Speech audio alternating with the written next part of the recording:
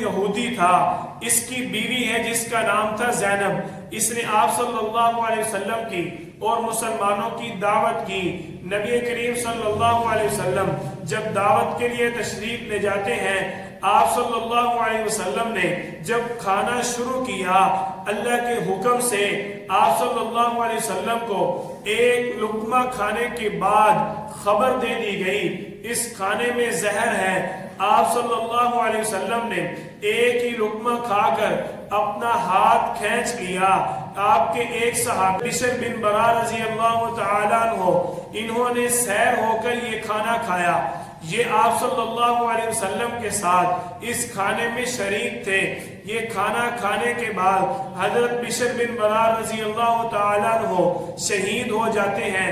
آپ صلی اللہ علیہ وسلم فرماتے ہیں کہ اس عورت کا یہ ایک لقمہ کھانے کے بعد پوری زندگی میرے گلے میں درد رہا، اور جب آپ صلی اللہ علیہ وسلم کی رحلت مبارک، وصال مبارک، وفات مبارک ہوئی، آپ صلی اللہ علیہ وسلم حضرت عائشہ رضی اللہ تعالیٰ عنہ کو فرماتے ہیں، عائشہ، خیبر میں مجھے جو اس عورت نے زہر دیا تھا، آج بھی وہ زہر میری آنتڑیوں کو کاٹ رہا ہے۔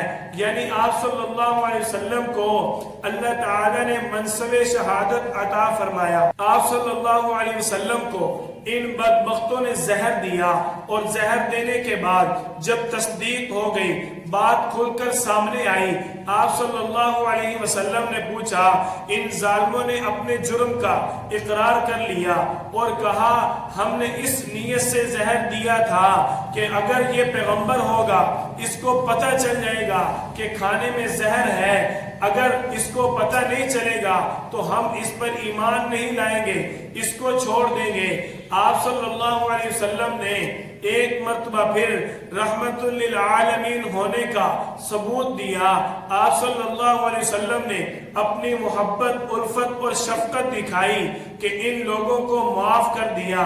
آپ صلی اللہ علیہ وسلم نے اپنی طرف سے تو ان کو معاف کر دیا، لیکن جو زینب عورت جس نے حضرت بشر بن برا رضی اللہ تعالیٰ عنہ کو زہر دیا، ان کے شہادت کے بدلے میں اس عورت کو دیت کے طور پر، قصاص کے طور پر قتل کر دیا گیا۔